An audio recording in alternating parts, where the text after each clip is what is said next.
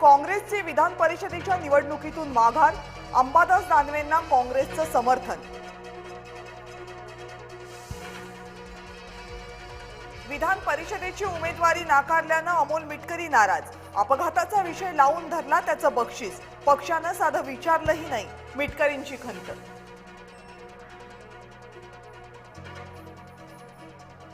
एकनाथ शिंदेंच्या उपस्थितीत बच्चू कडूंच्या हाती धनुष्यबाण, फक्त आमदारकीसाठी नाही तर विकासासाठी शिवसेनेसोबत, पक्षप्रवेशानंतर बच्चू कडूंची प्रतिक्रिया।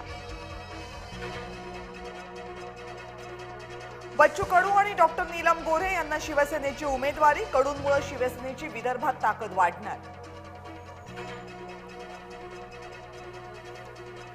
कडूंच्या पक्षप्रवेशावर संजय राऊतांचा प्रहार, डॉक्टर नीलम गोऱ्हेंकडून कडूंचं स्वागत।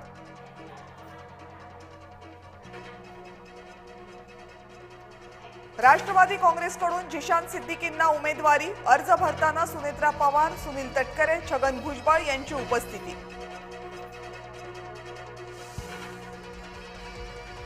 संजय भेंडे, प्रमोद चठार यांनी भरला उमेदवारीचा अर्ज, मुख्यमंत्री देवेंद्र फडणवीस यांच्या उपस्थितीत उमेदवारी अर्ज दाखल।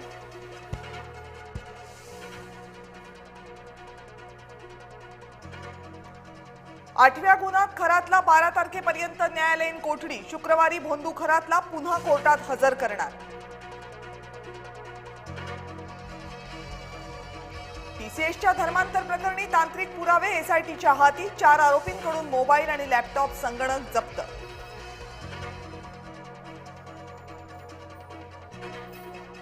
भाजपचे नेते किरीट सोमय्या कोल्हापूरमध्ये, पुलाची शिरोली लैंगिक अत्याचार प्रकरणाची घेतली माहिती, पन्हाळा आणि विशाळगडातल्या अतिक्रमणाबाबतही केली चर्चा।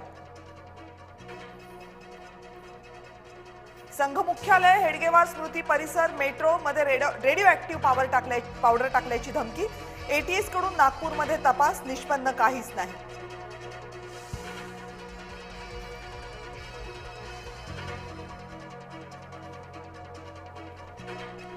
महापौर बंगल्याच्या नूतनीकरणासाठी 3,48,00,000ची मंजुरी, चर्चा न होताच बिनविरोध प्रस्ताव मंजूर, साधा आक्षेपही नाही।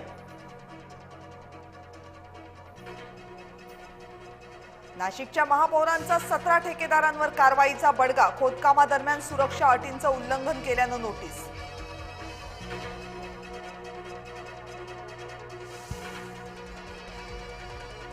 सर्व जातीच्या नागरिकांसाठी स्मशानभूमी खुली करणार, राज्यातील हिंदू स्मशानभूमींबाबत मोठा निर्णय, ग्रामविकास मंत्री जयकुमार गोरेंचे आदेश।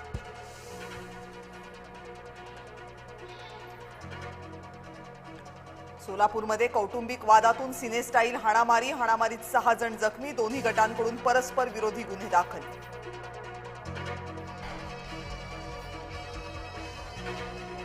धुळ्यातील अल्पवयीन मुलीवरील अत्याचार प्रकरणी 3 जण अटकेत, निजामपूर पोलिसांची गोव्यात जाऊन कारवाई।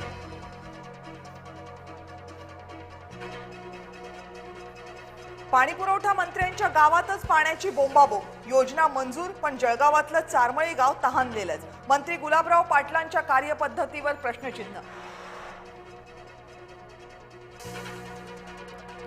दुष्काळी पट्ट्यात पाणी टंचाईचं भीषण संकट, साताऱ्यातली 35 गावं, 186 वाड्यांना झळ, जिल्ह्यात 29 टँकरनं होतोय पाणी पुरवठा। मध्य प्रदेशातल्या धारमध्ये भीषण अपघात, अपघातात 12 जणांचा जागीच मृत्यू।